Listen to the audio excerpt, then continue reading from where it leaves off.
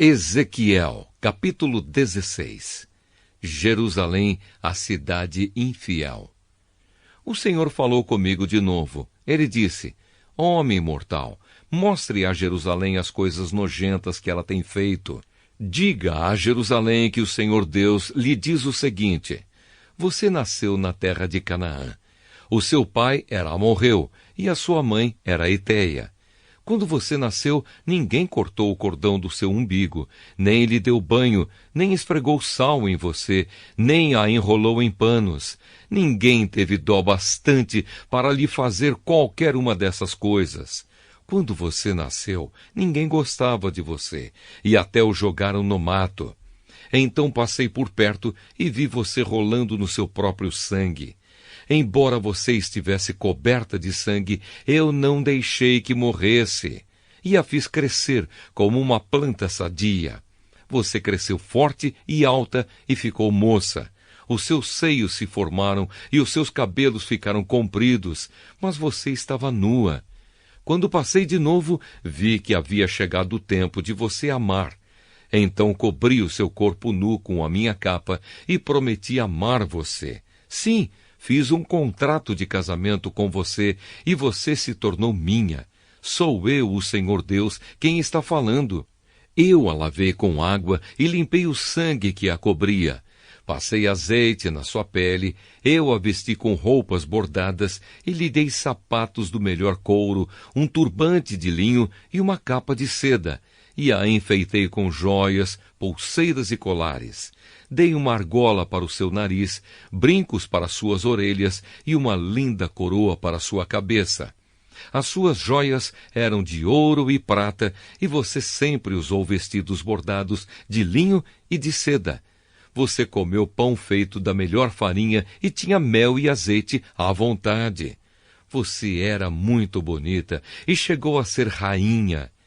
Em todas as nações falavam da sua beleza perfeita, porque fui eu que a fiz, assim tão linda.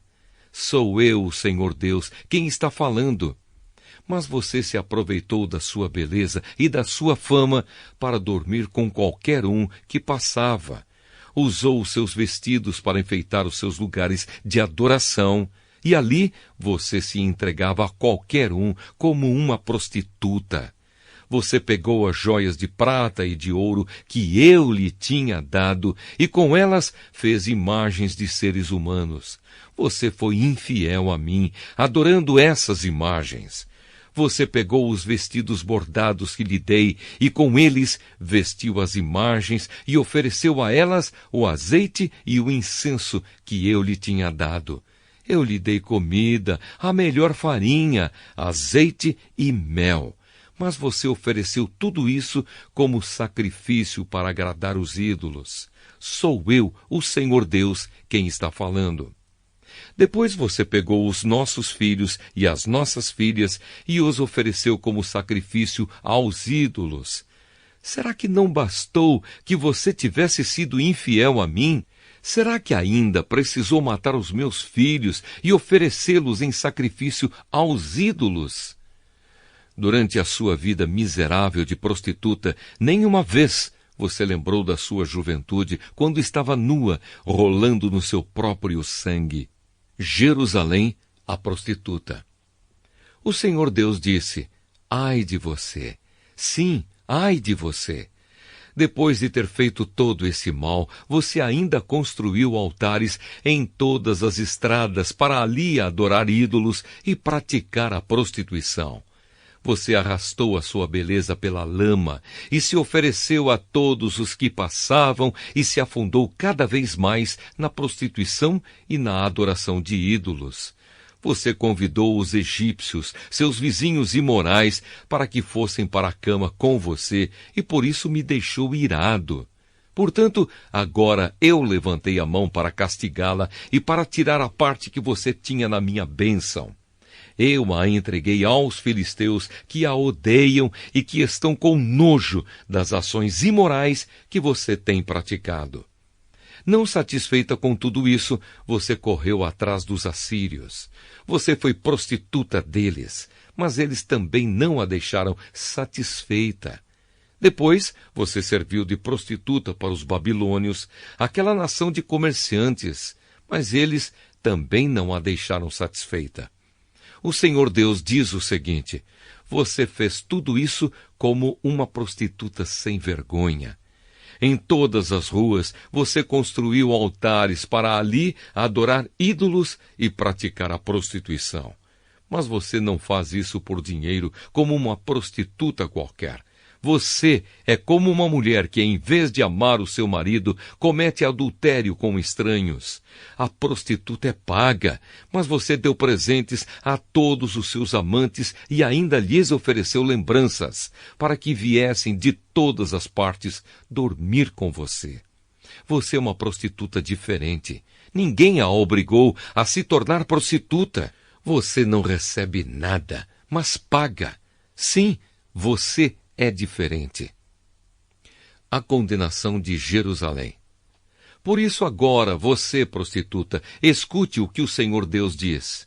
E o que ele diz é isto: você tirou a roupa e, como prostituta, se entregou aos seus amantes e a todos os seus ídolos vergonhosos e matou os seus filhos em sacrifício aos ídolos.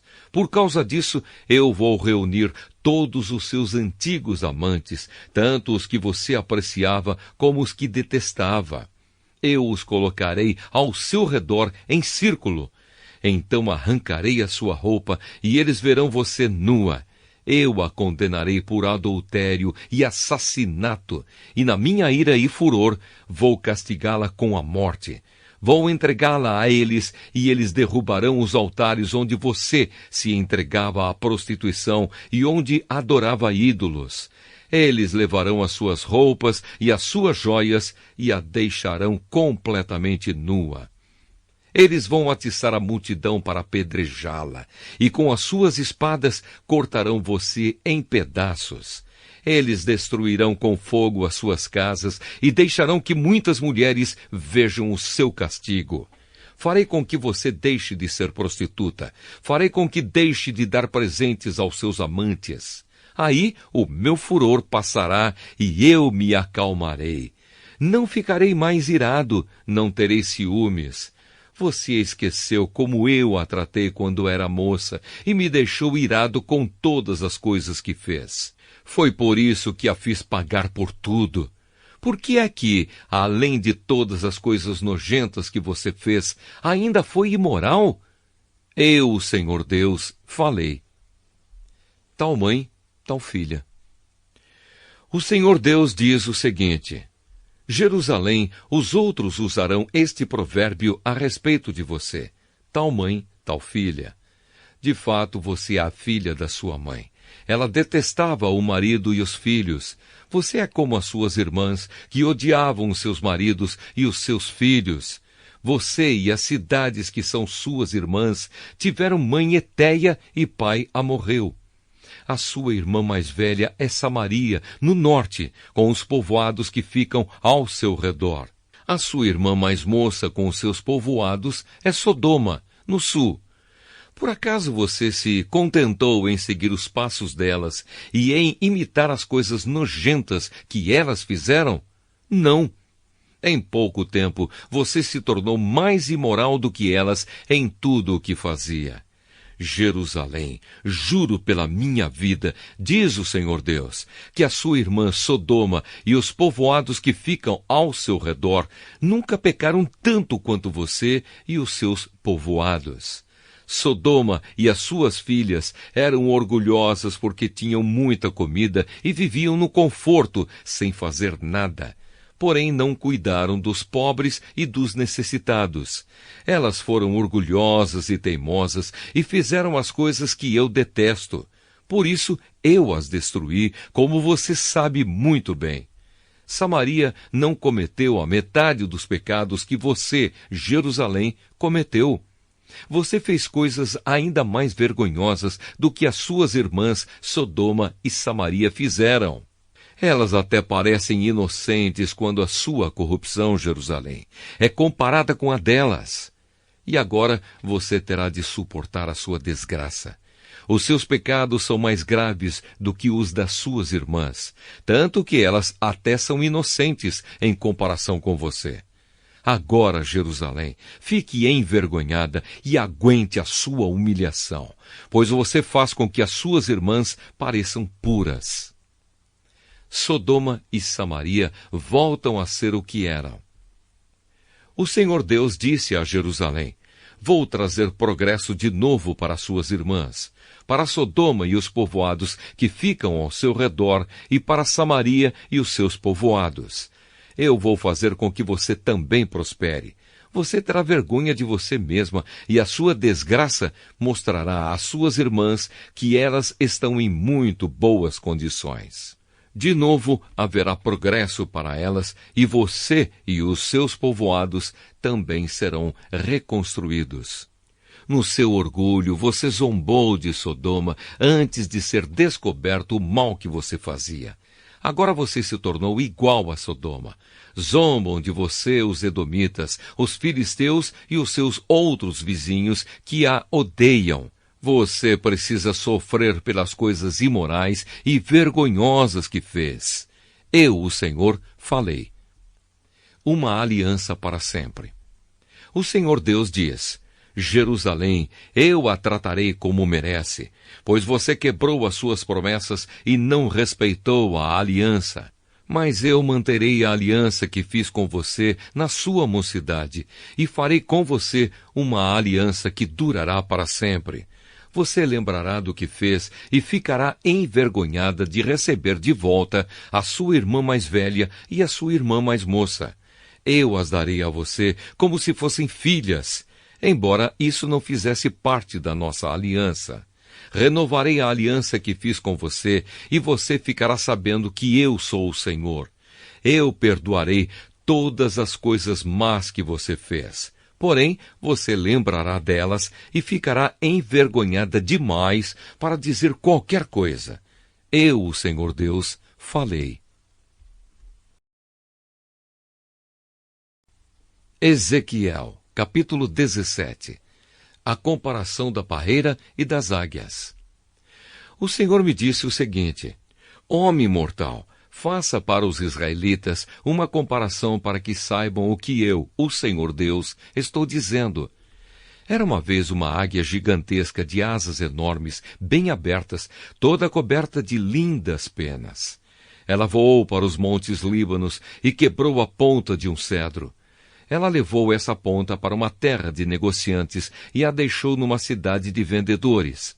Aí ela pegou na terra de Israel a muda de uma planta e a plantou numa terra boa, onde sempre havia água para fazê-la crescer.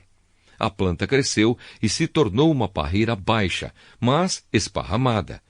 Os galhos se viraram para o lado da águia e as raízes cresceram bem fundas. A parreira tinha galhos e estava coberta de folhas. Havia outra águia gigantesca de asas enormes e muitas penas. A parreira virou as suas raízes e os seus galhos na direção da águia, esperando que ela lhe desse mais água do que havia no pomar onde estava plantada. Mas a parreira tinha sido plantada em terra boa e bem regada para que fosse uma ótima planta, coberta de folhas e que produzisse uvas. Agora eu, o Senhor Deus, pergunto: será que essa parreira vai crescer? Será que a primeira águia não vai arrancá-la pelas raízes, apanhar as uvas e quebrar os ramos, deixando-os secar? Não será necessária muita força, nem uma nação poderosa para arrancá-la. Sim, ela está plantada, mas será que vai crescer? Será que não vai secar quando o vento leste a castigar? Será que não vai secar no pomar onde está plantada? A comparação é explicada. E o Senhor me disse: pergunte a esses rebeldes se entenderam o que essa comparação quer dizer. Diga-lhes que o rei da Babilônia veio a Jerusalém, pegou o rei e os seus oficiais e os levou para a Babilônia. Ele escolheu um homem da família do rei, fez um tratado com ele e o obrigou a jurar que lhe seria fiel. O rei da Babilônia também levou os homens importantes para evitar que a nação se levantasse outra vez e para ter certeza de que o tratado seria cumprido. Mas o rei de Judá se revoltou e enviou mensageiros ao Egito para conseguirem cavalos e um exército numeroso. Será que isso vai dar certo? E quem faz uma coisa dessas, será que vai escapar? Será que pode quebrar o tratado e escapar do castigo? Juro pela minha vida, diz o Senhor Deus, que esse rei morrerá na Babilônia, pois quebrou o juramento e o tratado que havia feito com o rei da Babilônia, que o pôs no trono. Nem o poderoso exército do rei do Egito seria capaz de ajudá-lo na guerra quando os babilônios construírem rampas e torres de ataque a fim de matar muita gente. Ele quebrou o juramento e o tratado que havia feito, e porque fez todas essas coisas, não escapará. O Senhor Deus diz: juro pela minha vida que eu castigarei o rei por ter quebrado o tratado que pelo meu nome ele jurou guardar. Estenderei uma rede de caçador e o pegarei nela. Eu o levarei à Babilônia e o castigarei ali, pois ele foi infiel a mim. Os seus melhores soldados serão mortos em batalha, e os que ficarem vivos serão espalhados em todas as direções. Aí vocês ficarão sabendo que eu, o Senhor, falei. Uma promessa de esperança. O Senhor Deus diz isto: tirarei a ponta de um cedro alto, cortarei um broto novo e o plantarei no monte elevado, no monte mais alto de Israel. Ele soltará galhos, produzirá sementes e se tornará um cedro muito lindo. Pássaros de todo tipo viverão ali e acharão abrigo na sua sombra. Todas as árvores dos campos ficarão sabendo que eu sou o Senhor. Eu derrubo as árvores altas e faço as árvores pequenas crescerem. Eu seco as árvores verdes e faço com que as árvores secas fiquem verdes de novo. Eu, o Senhor, falei. Eu cumprirei o que prometi.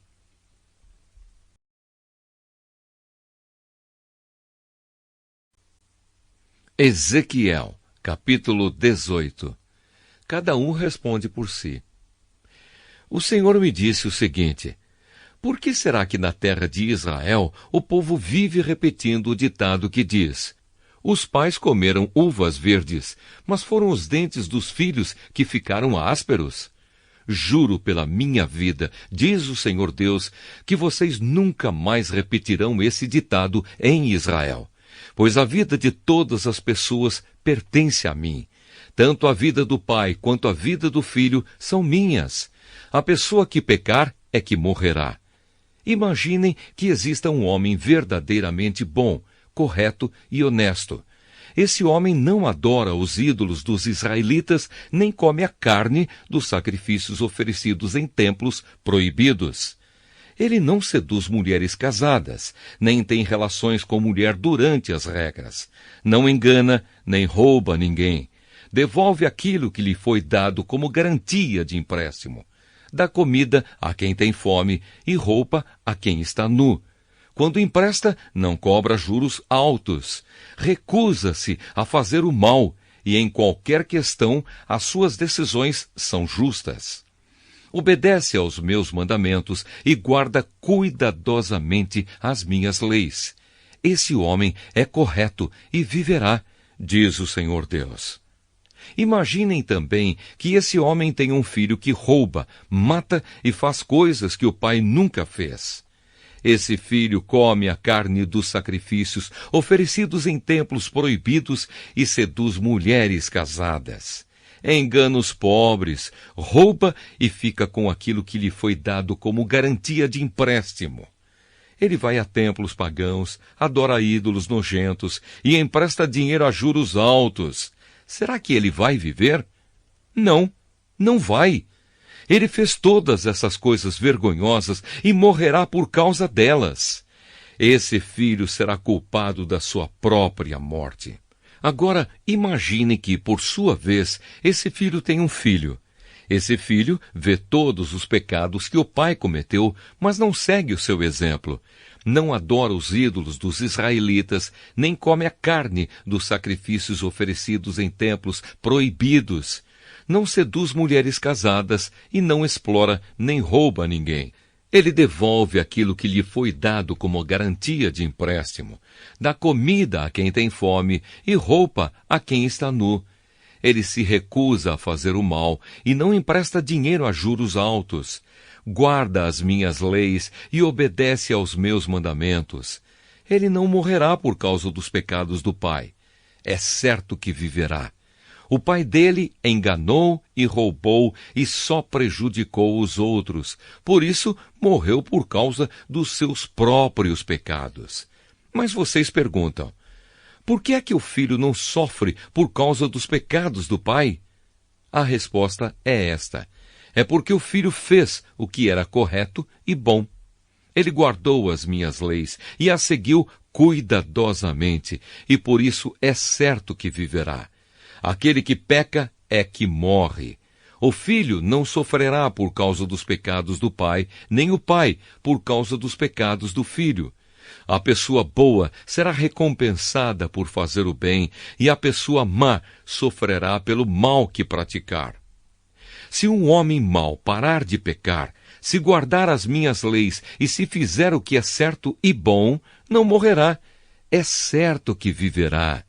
Todos os seus pecados serão perdoados e ele viverá porque fez o que é certo. Vocês pensam que eu gosto de ver um homem mau morrer? Pergunta o Senhor Deus. Não, eu gostaria mais de vê-lo arrepender-se e viver. Mas se um homem correto deixar de fazer o bem e começar a fazer todas as coisas más e vergonhosas que os homens maus fazem, será que ele vai continuar a viver? Não. Nenhuma das boas ações que ele praticou será lembrada. Ele morrerá por causa da sua infidelidade e dos seus pecados. Mas vocês dizem, o que o Senhor faz não está certo. Escutem aqui, israelitas. Vocês pensam que o meu modo de fazer as coisas não está certo? Pois o modo de vocês é que não está. Quando um homem direito para de fazer o bem e começa a fazer o mal, e então ele morre por causa do mal que praticou. Quando um homem mau para de pecar e faz o que é certo e bom, ele salvou a sua vida. Ele compreendeu o que estava fazendo e deixou de pecar. Por isso, é certo que ele não vai morrer, mas continuará a viver. E vocês, israelitas, dizem, o que o Senhor faz não está certo. Vocês pensam que o meu modo de fazer as coisas não está certo, não é? Pois é o modo de vocês que não está. Agora eu, o Senhor Deus, estou dizendo a vocês, israelitas, que vou julgar cada um pelo que tem feito. Arrependam-se de todo o mal que estão praticando e não deixem que os seus pecados os destruam. Abandonem todo o mal que vêm fazendo e criem dentro de vocês mesmos um coração novo e uma mente nova. Israelitas, por que vocês querem morrer? Eu não quero que ninguém morra, diz o Senhor Deus. Portanto, parem de pecar e vivam.